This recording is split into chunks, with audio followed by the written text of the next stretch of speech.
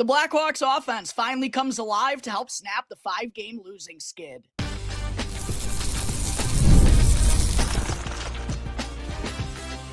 You're Locked On Blackhawks, your daily podcast on the Chicago Blackhawks, part of the Locked On Podcast Network, your team every day. What's going on, Blackhawks fans? Welcome on in to another episode of Locked On Blackhawks, part of the Locked On Podcast Network, your number one sports podcasting network, where we bring you your team every day. As always, I'm your host, Jag Bushman. On today's episode, I'll recap the Blackhawks' third line going nuts to take down the Sharks 6-3 last night. Then I'll also discuss the performances from Connor Bedard and Macklin Celebrini, as well as the Hawks' power play finally ending its drought. And then in segment 3, I'll break down Oliver Moore getting bumped back into the top 6 during practice. But first, just a reminder, if you're watching here on YouTube today, please go smash that like button for me and make sure that you're subscribed to the channel. It's all 100% free, will not cost you anything, and helps me out in a real big way in reaching my goal of 3,000 subscribers. All right, happy Tuesday, everyone. Feels real good to break down a victory on the show for the first time in a little while as the Blackhawks take down Macklin Celebrini and the Sharks 6-3 last night at the United Center in the first of 3 battles between these teams this season, effectively putting an end to their 5-game losing skid. And finally, after a far too quiet stretch offensively, especially on home ice. I mean, not only were the Blackhawks a poor 1-6-1 in their last 8 home games, but they had also only combined for just 11 goals, and that included Connor Bedard's empty netter a couple of weeks ago against the Winnipeg Jets and Jonathan Toews. And quite honestly, altogether, the Blackhawks offense has just been in a brutal slump. Is the last time they recorded more than 3 goals in a single game. Some of you may say they scored 4 in a win over the Carolina Hurricanes. Well, of course, that 4th goal was credited to them because of the shootout. So technically, the last real time that they've scored more than 3 goals in a game came all the way back on January 7th against the division rival St. Louis Blues. But finally, the offense broke the dry spell last night, and they actually chased Sharks young goaltender Yaroslav Askarov out of the game early after he allowed 4 goals on the opening 10 shots that he faced. So nice to see the Blackhawks get on it early. And while it was Connor Bedard who kicked off the scoring in the first period, it was really the third line of Ryan Donato, Jason Dickinson, and Ilya Mikheyev who did all of the heavy lifting in this game. How about 10 points from that trio last night, with Donato and Mikheyev each recording 4 points. Donato, a former Shark, of course, scored 2 goals and also added 2 assists. Mikheyev had a goal and 3 helpers, while Jason Dickinson offered 2 assists as well. And for Mikheyev, he's obviously been much more involved offensively here since the start of 2026 compared to the first half of the season, doing a really good job of turning defense into offense, which I'll get more into here in just a moment. And then for Ryan Donato, someone who's had his role minimized this year just compared to last season, where he obviously spent a lot of time up on that top line with Connor Bedard, leading to his first 30-goal season as an NHLer, just not getting the same opportunities here this season with the Blackhawks having more youngsters up in the NHL. So it was nice to see him get rewarded for his constant effort that he still provides down in the bottom 6 and going about his business consistently in the right way. Awesome to see both he and Mikheyev actually record their second 4-point outings of their careers. And for Mikheyev, funny enough, both have come against the San Jose Sharks. And while Donato, one of the 2 goals that he scored last night was an absolute highlight reel tally. I mean, walked right around Sharks defenseman Vincent Desharnais and then roofed a shot over Yaroslav Askarov's glove. The other goals from that third line last night, I thought were all a result of hard work or turning defense into offense, which is a page the rest of the Blackhawks can kind of take out of their playbook. It's not always the flashy plays that gets the job done. It's just grit, determination, and making the simple play that's right in front of you. And on Ilya Mikheyev's goal that he scored last night, I thought Donato perfectly exemplified that, winning a board battle down low, getting the better of a one-on-one situation. He winds up winning the puck back, works it to Dickinson, who finds Mikheyev at the far post for that easy tap-in. And then on Donato's second goal of the night, which, by the way, was a massive insurance tally there in the third period. The Sharks had some energy to open up that final frame. They cut the deficit to 2 goals just over 2 minutes in with a goal from Shakir Mukhamadullin. And they also had a great opportunity on the power play to make it just a 1-goal game. But fortunately, the Hawks got a couple of breaks that also led to them killing off that penalty. But then they got a huge goal from Donato late to basically ice it. And it all stemmed from great hustle from Ilya Mikheyev, as well as some great play recognition. First off, got to give credit to Alex Vlasic. I believe he started the playoff by getting the puck out of his own end. But then Ilya Mikheyev, who was, I don't know if it was at the end of a long shift, but he had definitely been out there on the ice for a little bit. He perfectly recognizes that he has a one-on-one situation with Dmitry Orlov, who's never necessarily been known for his speed, albeit he is a good defensive-minded defenseman. But Mikheyev knew he had the advantage in that situation. Looked like he was just kind of playing possum a little bit at center ice and was just going to dump the puck in as the rest of the guys went for a change. Instead, he turns on the Jets, wheels wide of Orlov, and then drives to the net. Nedeljkovic, who entered the game for Askarov, came up with a big glove stop to rob Mikheyev, but Donato was right there to jump on the rebound, putting the Blackhawks ahead 6-3 and effectively ending the game. So just outstanding stuff all together, and you got a little bit of everything from that third line. You got the marvelous goal from Donato, you got the hard work on Mikheyev's tally, and also Donato's late insurance goal as well. And then also one thing I want to give them credit for is obviously as Jeff Blashill has done time and time again this season, he rolled out that third checking line against Macklin Celebrini and the Sharks' top offensive trio a decent amount last night. They split some defensive responsibilities along with Connor Bedard in that top line, but altogether, Dickinson and Mikheyev were out there for only 1 goal against. They were both +4 on the night, while Ryan Donato wasn't out there for any of the 3 Sharks goals. He finished as a +5 in this game. So outstanding work from that third line, both offensively and defensively, to help the Blackhawks get a big 2 points in their final game on home ice before the Olympic break. And then the Blackhawks also received 2 goals from defensemen last night. How about Connor Murphy, Blackhawks fans, stays red hot with his 4th goal in his last 14 games after going the opening 42 games this season without finding the back of the net. He's now got 4 in less than a month, and that actually matches his goal output combined from the 23-24 and 24-25 seasons in 114 games. Incredible stuff from Connor Murphy. And in a similar sense to that third line of Donato, Dickinson, and Mikheyev, for a guy who plays a selfless role that even on the best teams in the NHL, those type of guys don't get the true shine or luster that they deserve. That's certainly the case on a team that's not very active in the playoff race any longer here like the Blackhawks. But for those guys to come through last night and wind up scoring goals, Murphy, Mikheyev, Donato gets a pair. That was absolutely awesome to see. And it's just the simplified plays that Murphy keeps making from the back end. He obviously had that beautiful goal a couple of weeks ago where he made a nice couple of moves out in front. But other than that,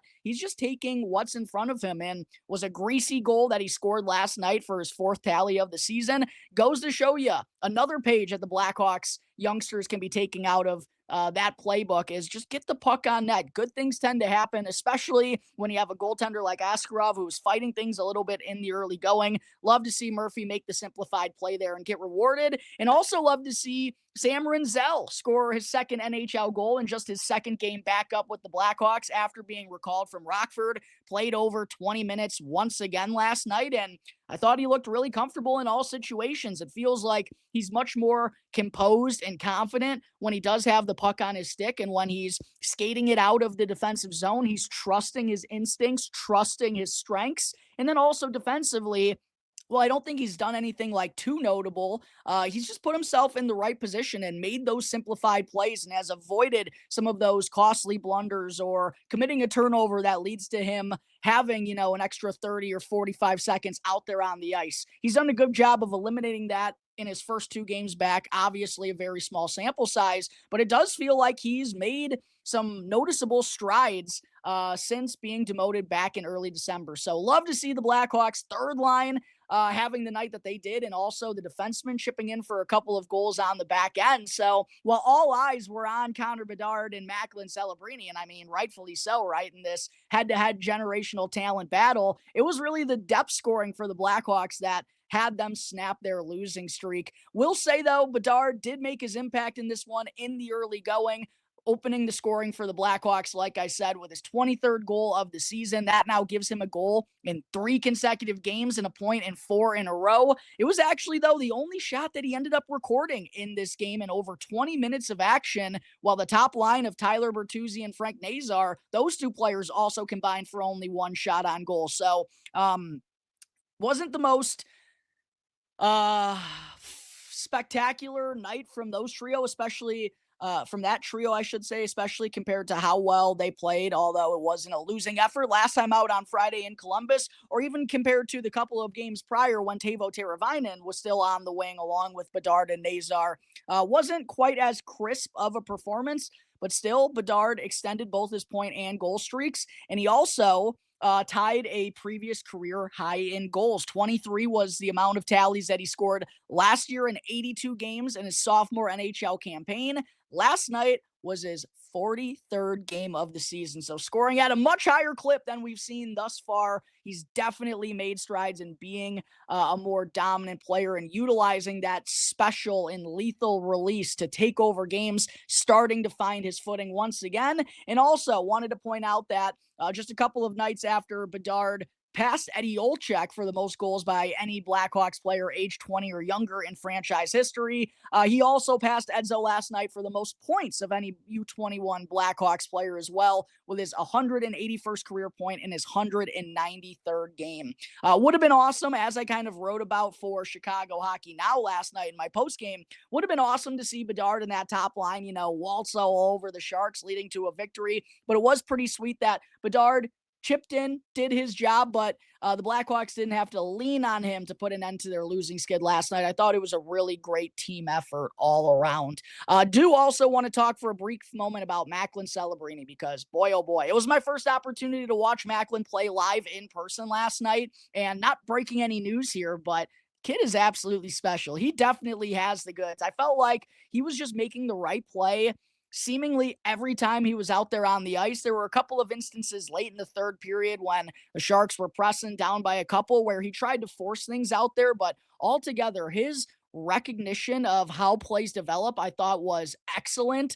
His ability to drive wide, keep his head up, and understand what's developing out there was great. I also thought his play away from the puck was really good, just in terms of how he handles himself to get himself open, make himself available for some of his other teammates to get more puck touches in the offensive zone, which is what you want your star players to be doing. It was a really impressive showing from Macklin altogether, even though it came in a losing effort. Had a nasty assist to set up Will Smith at the far post to get the Sharks on the board, I should say. And then he also had a nasty release of his own for his 28th goal of the season. Puck absolutely jumped off his stick. I mean, he literally had possession of it for a split second, and next thing you know, it was top shelf over Spencer Knight's glove.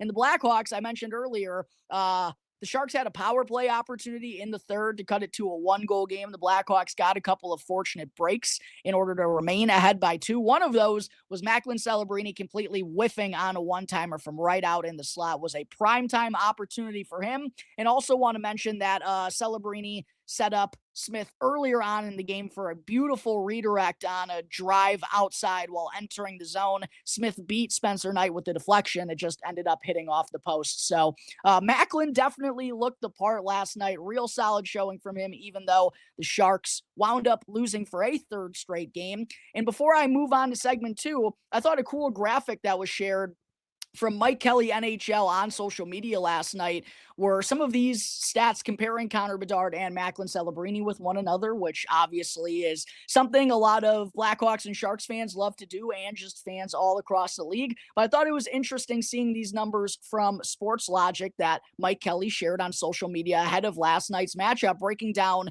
the special talents of Celebrini and Bedard, and kind of like I did yesterday, going through how similar they are here in their respective and young careers in terms of offensive zone possession. And this is on a per game forward ranking. Macklin Celebrini ranks 20th in the league, while Connor Bedard comes in at 15.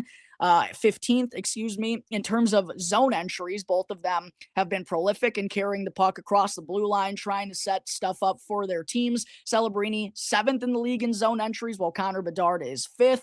In terms of slot shots per game, Celebrini is 14th in the NHL, just over 2 per game, while Bedard a little bit better than him, up at number 12. In terms of slot passes, and this was something I recognized from Celebrini last night, does a really good job when he does open himself up to take in a pass, understands where the dangerous areas are at, and is constantly trying to find his teammates in those spots. So not surprised to see Celebrini is 4th among all NHL forwards in slot passes per game, while Connor Bedard is 13th. I do feel like maybe that's a result of Bedard calling his number a little bit more often, as opposed to, well, I know Celebrini's not exactly playing with jaw-dropping talent over there on the top line. I mean, Will Smith obviously is a very capable player and is a very promising young talent, but it's still not, I mean, he's a 20-year-old kid in the NHL. It's not like necessarily an ideal line mate to run with, but I do feel like Bedard maybe is shooting those a little bit more than Macklin is, even though both of them have that nasty release.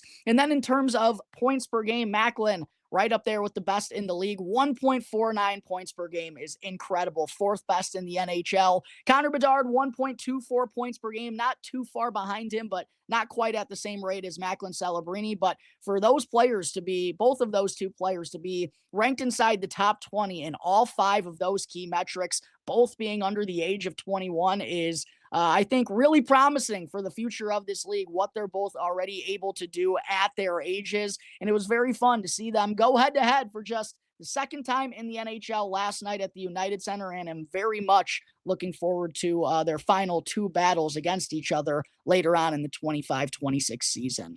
All right, that is going to take care of my thoughts from the Blackhawks, putting an end to their 5-game losing skid and also getting the offense alive for the first time in far too long. Coming up in just a moment before I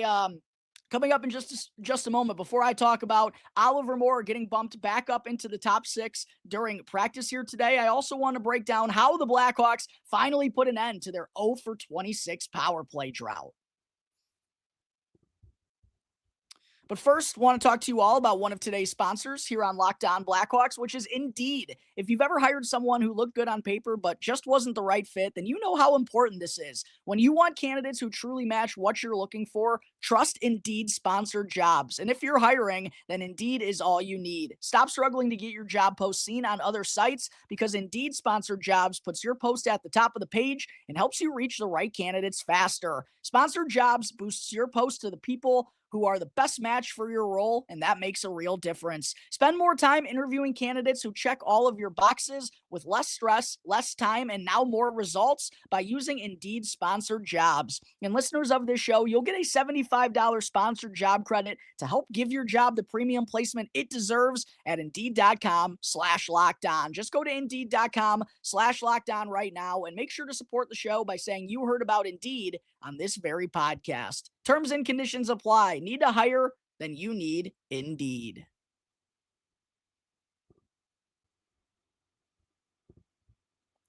As always, before I get into segment 2, if you haven't done so already, please make sure to go and show some support to Locked On Blackhawks on Instagram, and also check out ChicagoHockeyNow.com for all of my Blackhawks written content. If you like everything I do here on Locked On Blackhawks, I think you'll definitely enjoy what I'm posting over at ChicagoHockeyNow.com.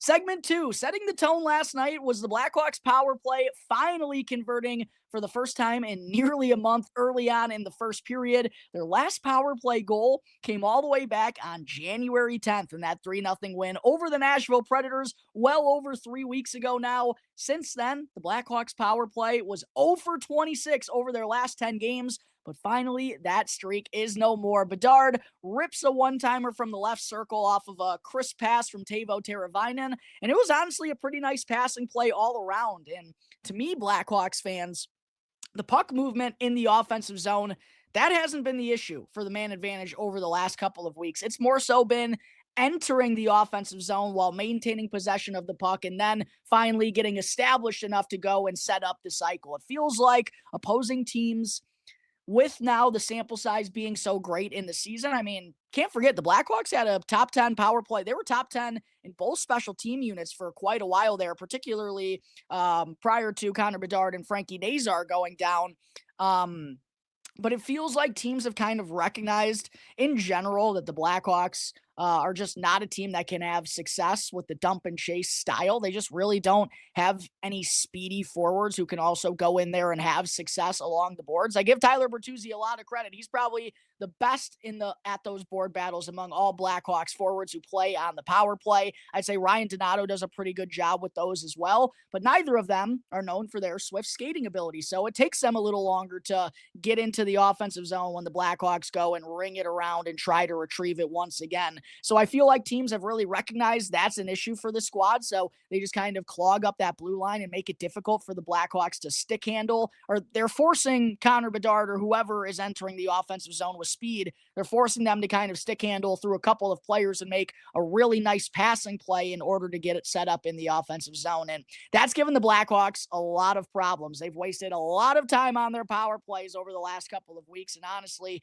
over the last couple of years trying to enter that offensive zone and get things established. But once they do, which obviously hasn't happened as much as they would like, I feel like the puck movement and overall recognition of what the penalty killers are doing out there is, good, not great, but it's good enough. But I thought the puck movement last night was a nice reminder of what this power play can be when they get set up in the offensive zone. The problem is, I just don't know if the Blackhawks have the roster construction or have the pieces to truly go and solve the problems that penalty killers are giving them, right? Because I just don't think they really have that player with speed who's good enough on the boards that can consistently at least win those puck battles enough. So I feel like in general, that's something that Kyle Davidson has to address moving forward. And it's something I've been talking about on the show for a long, long time. The Blackhawks need an offensive-minded player who has both size and skill. They've been missing that for a long time. And while Frondell, I think he's got some good skill. He's got some good size. I don't know if he has the skating ability to truly be that answer. So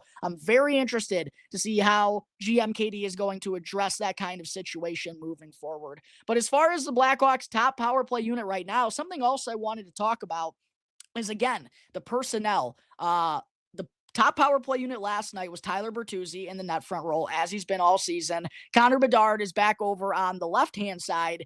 In the bumper role, right in the middle, is Frankie Nazar, who's a right-handed shot. So obviously when Bedard has the puck over at the left dot, he doesn't have that one-timer option with the fellow righty there in that bumper spot. And then it's Teuvo Teravainen, who's over at the right dot, and then Sam Rinzel quarterbacking that top unit with Artem Levshunov currently in the midst of a reset. And again, the personnel here, I think, is a little bit of a problem. You have Tyler Bertuzzi in the right spot. I personally love Connor Bedard over at that left circle. We really haven't seen the one-timer from him on the power play, at least very often in his third NHL season, at least like legitimate clappers from that left circle where he's in the Alex Ovechkin range. He had that finish last night off of a one-timer, but that was from down low from a tough angle. I want to see him absolutely rip it from that left circle because I know he has the power and the slap shot in order to do it. Maybe he doesn't have it completely honed in on, but I feel like he's capable over there. However, the Blackhawks, I feel like, don't have enough lethal options in the rest of their top power play unit that's going to give Connor Bedard those open looks because Teuvo Teravainen over on that right-hand side, over at the right circle, he's really not much of a scoring threat. So opposing teams aren't worried about him firing the biscuit over there. And then that also, because he's not really much of a shooting threat, that doesn't really open things up for Frankie Nazar there in the middle. Even though they have that lefty-righty connection, that opens up the one-timer for Nazar when the puck is on that side. Opposing penalty kills don't really have to respect the shot of Teuvo Teravainen, so it makes it very difficult for Teuvo to get the puck in the middle to Frankie Nazar. So there's just not enough lethal options for the Blackhawks on their man advantage. And to me, if Andre Burakovsky was rolling well and was scoring goals like he normally does in his NHL career, I would think putting him in that bumper role to give him and Bedard the one-timer option there would be really strong. Obviously, that leaves you in a tough position in terms of what to do with Frank Nazar. I don't know if you necessarily want him over on that right wing. I also feel like the Blackhawks, they're in a tough position just with Teuvo Teravainen because it's clear they could use his playmaking instincts over on that right circle, and he made a great feed to find Bedard for the one-timer last night. But he's not a great shot that's not respected.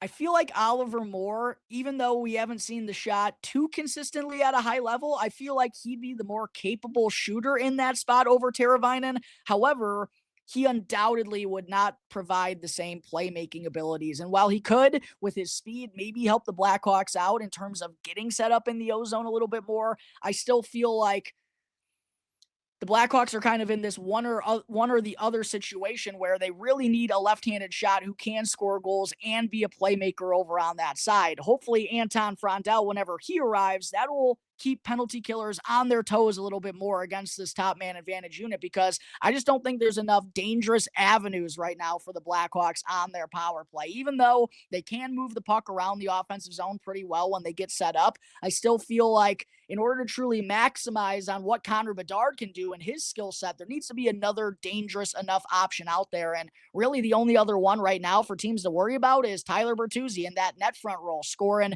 greasy redirects and being the human backboard, as Rick Ball and Darren Pang love to call him. I just feel like ultimately the Blackhawks don't have the right personnel in order to solve the problems that penalty killers are giving them right now. Really interested, to see how Anton Frondell's addition late in the season, and maybe even Sasha Boisvert as well, could potentially benefit the power play. And then just altogether, while we obviously know in the coming years Kyle Davidson is going to have to add some pieces and be more involved in the free agent and trade market to help the Blackhawks truly get back to being playoff contenders, very curious to see what pieces he will add to the forward group, because I really think the Blackhawks are desperately missing a forward with size and speed who can help them out, not only on the power play, but at 5-on-5 to make them a little bit more sustainable as a hockey team when they have to go dump and chase when defenses force them to go that route.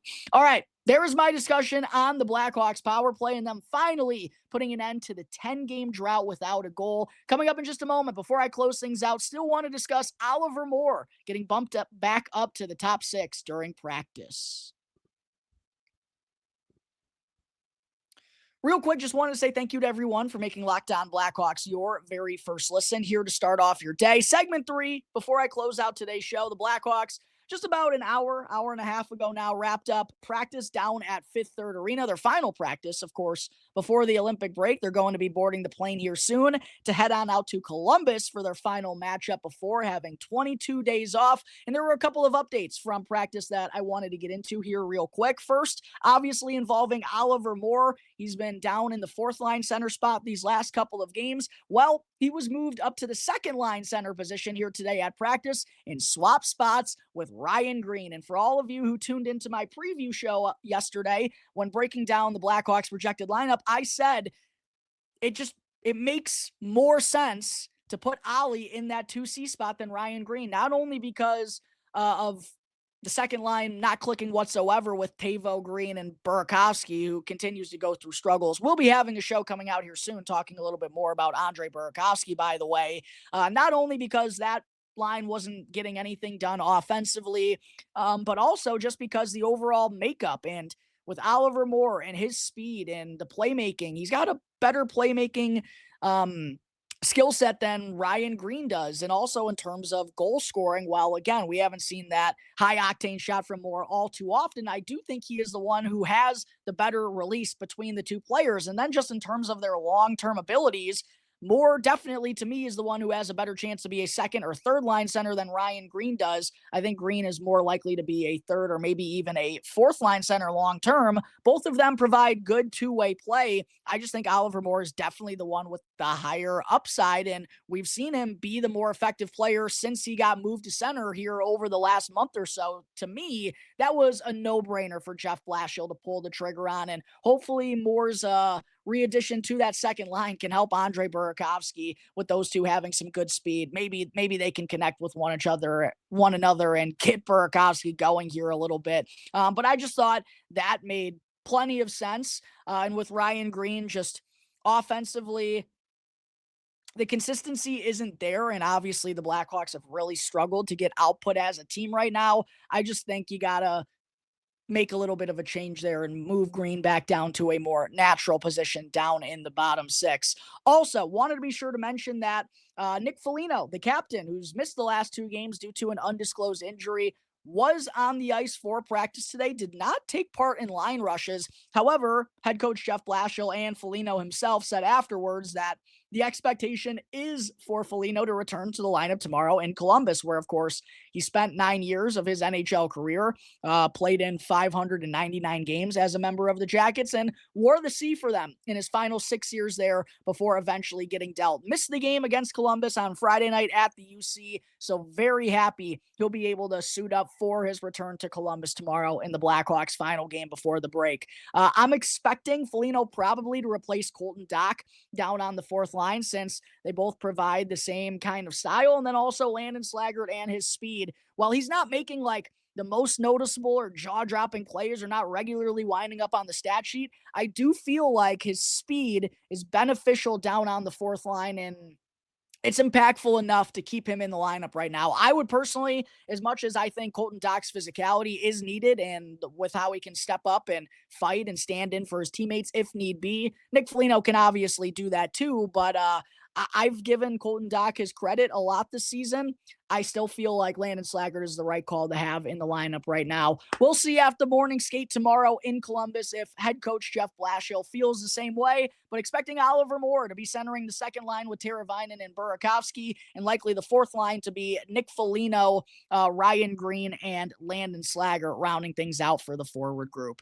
All right, that is going to take care of today's episode of Locked On Blackhawks, everyone. As always, thank you all again for joining me on the show. Make sure you're subscribed to Locked On Blackhawks on YouTube, and follow Locked On Blackhawks for free as well. That way you can get the latest episode as soon as it becomes available, regardless of where you're at, whether you're on your way to work, from work, during your lunch break, whatever it may be. And if you want to check me out on social media, you can do so basically anywhere at Jack Bushman 2. My Strictly Blackhawks account, though, on X can be found at Talkin' Hockey. Go and give that one a follow so you don't miss any of the latest Blackhawks news and updates. Until tomorrow's episode, everyone, have a great rest of your day. I'll see you next time on the Locked On Blackhawks podcast, part of the Locked On Podcast Network, your team every day.